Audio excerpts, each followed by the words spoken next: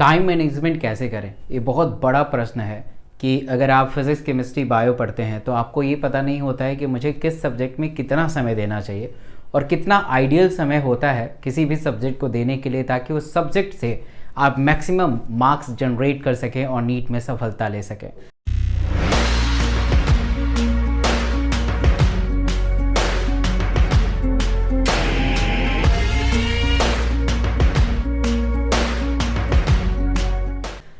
So hello everyone, this is Dr. S.K. Singh. I have done my MBBS from Maulana Azad medical college. आज इस particular video में बात करेंगे कि time को कैसे मैनेज करें। सबसे इम्पॉर्टेंट है कि अब मेजॉरिटी ऑफ अगर स्टूडेंट को देखा जाए और पूरे सिनेरियो को देखा जाए तो सबसे ज़्यादा प्रश्न यही आता है। और अगर अभी तक इस वीडियो को जिस दिन देख रहे हैं तो उस दिन एग्जैक्टली डेट नहीं पता है कि नीट कब होने वाला है, बट ऐसा मान के चलते हैं कि 80 से 90 दिनों में नीट का एग्ज़ाम हो जाएगा। तो इस 80 से 90 दिनों में आपको टाइम मैनेजमेंट कैसे करना चाहिए ताकि आप अपने प्रिपरेशन को भी अच्छा बना सकें और साथ के साथ उस नीट के अंदर जो 3 घंटे का समय है उसको भी आप बेहतर तरीके से कर पाएँ।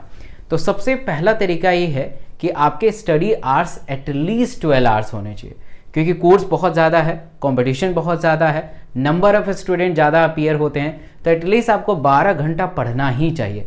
अब प्रश्न आता है कि 12 घंटा सेल्फ स्टडी या कोचिंग सेंटर को मिला के।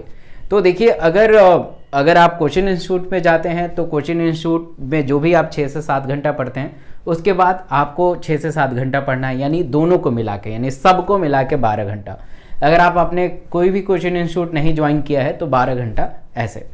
तो उस 12 घंटा को कैसे यूटिलाइज करना है, मैं मान के चलता हूँ कि आप इधर उधर यूट्यूब वीडियो देखते हैं, अनअकैडमी पे फ्री में पढ़ते हैं, तो ये सारा चीज़ को मिला के तो आप क्या करें कि सबसे पहले आपको एक पेपर और पेन ले लीजिए और उसको देखिए कि आपका कौन कौन सा जो सब्जेक्ट है, जैसे फिजिक्स केमिस्ट्री बायो है, तो उस फिजिक्स में आपके कौन से चैप्टर छूटे हुए हैं, केमिस्ट्री में कौन कौन से चैप्टर छूटे हुए हैं और बायो में कौन कौन से चैप्टर छूटे हुए हैं। एटलीस्ट आपका डाटा तैयार हो जाएगा। उस डाटा को एनालाइज करिए कि फिजिक्स में ज़्यादा छूटा है या केमिस्ट्री में ज़्यादा छूटा है या बायो में ज़्यादा छूट गया है। तो अगर जो सब्जेक्ट से ज़्यादा छूट गए हैं चैप्टर, उसको आपको ज़्यादा टाइम देना चाहिए। This is a smart approach. ऐसा नहीं कि आपने 12 घंटे को 4-4 में डिवाइड कर दिया और पढ़े जा रहे हैं, तो मजबूत वाला और ज़्यादा सुपर मजबूत बना रहे हैं और जो कमज़ोर टॉपिक है वो और ज़्यादा कमज़ोर होता जा रहा है, जो कमज़ोर सब्जेक्ट है और ज़्यादा कमज़ोर होता जा रहा है। तो ये गलत अप्रोच है। तो सबसे पहले आप डाटा एनालिसिस टाइम टेबल बनाइए कि जब जो चैप्टर मैक्सिमम, अगर मान लीजिए फिजिक्स छूटा है तो आपको फिजिक्स पे ज़्यादा टाइम देना चाहिए। हो सके कि आपको 5 घंटा फिजिक्स देना पड़ेगा। बायो अगर मान लीजिए 2 या 3 चैप्टर छूटा हुआ है तो आप 3 घंटा दे सकते हैं, केमिस्ट्री में 3 घंटा दे सकते हैं। तो ऐसे आपको टाइम मैनेज करना पड़ेगा कि डिपेंड ऑन कि कितना टॉपिक कंटेंट छूटा हुआ है और कितना आप टाइम उसमें दे पाएंगे।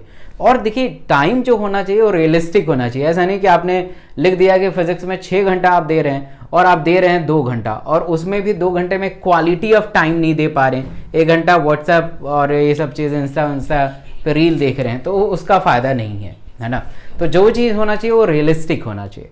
दूसरा स्मार्ट तरीका है मैनेज करने का कि कितना टाइम किस किस सब्जेक्ट को दें।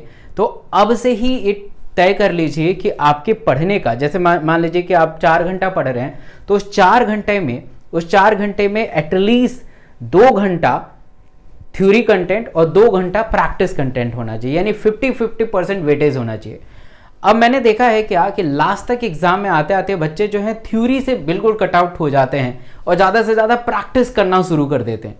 अरे, जब तक आप थ्योरी को मजबूत नहीं बनाओगे आपका प्रैक्टिस पुअर होते जाएगा। तो दोनों को पैरेलली चलना है। The practice is also important, the theory is also important. तो मतलब कि हो सकता है कई बार कि आपको एमसीक्यू से थ्योरी को रिवाइज करना मिले या थ्योरी से एमसीक्यू करना मिले, मतलब दोनों को पैरेलली मैनेज करना पड़ेगा। जब तक आप पैरेलली मैनेज नहीं करेंगे नहीं हो पाएगा। प्रैक्टिस भी बहुत ज़्यादा इंपॉर्टेंट है और कंटेंट को रिवाइज करना भी बहुत ज़्यादा इंपॉर्टेंट है। लेट्स सपोज मैं एग्जांपल से बताना चाहूँगा कि मान लीजिए आप 3 घंटा आप अपने बायो को समय दे रहे हैं। 3 घंटे में टारगेट बनाइए कि कम से कम मुझे 3 चैप्टर कंप्लीट करने हैं, 3 चैप्टर।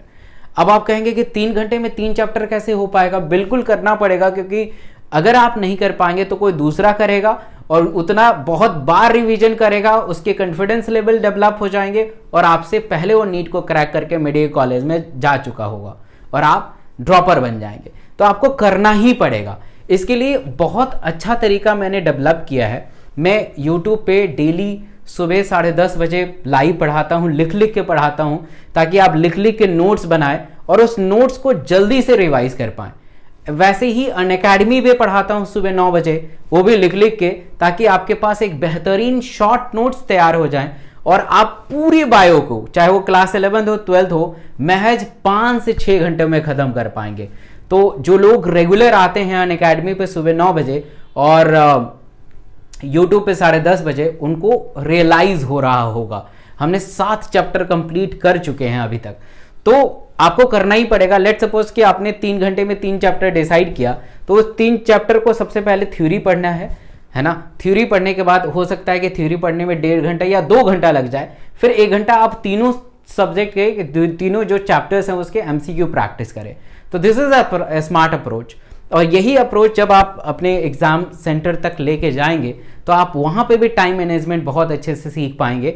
आपको टारगेट बनाना है कि 45 मिनट्स में 90 क्वेश्चंस आपको सही करने हैं बायो के, और जो भी मेजॉरिटी ऑफ टाइम है आपको फिजिक्स और केमिस्ट्री पे मिलेगा और आप फिजिक्स और केमिस्ट्री में बेहतर कर पाएंगे और आप नीट में बेहतर स्कोर कर पाएंगे और अपने लक्ष्य को प्राप्त कर पाएंगे।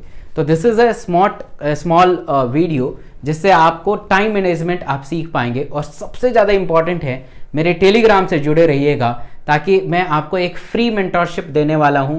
एक बार ऑफिशियल डेट आ जाए कि नीट कब होने वाला है, तो मैं आपको फ्री मेंटरशिप देने वाला हूं, जिसमें डीपीपी और डेली टाइम मैनेजमेंट और कितना डेली टारगेट और जूम कॉलिंग, बहुत सारा चीज़ है जिससे आप नीट में सफल हो पाएँ। तो इस टेलीग्राम से जरूर जुड़े रहिएगा। Thank you so much.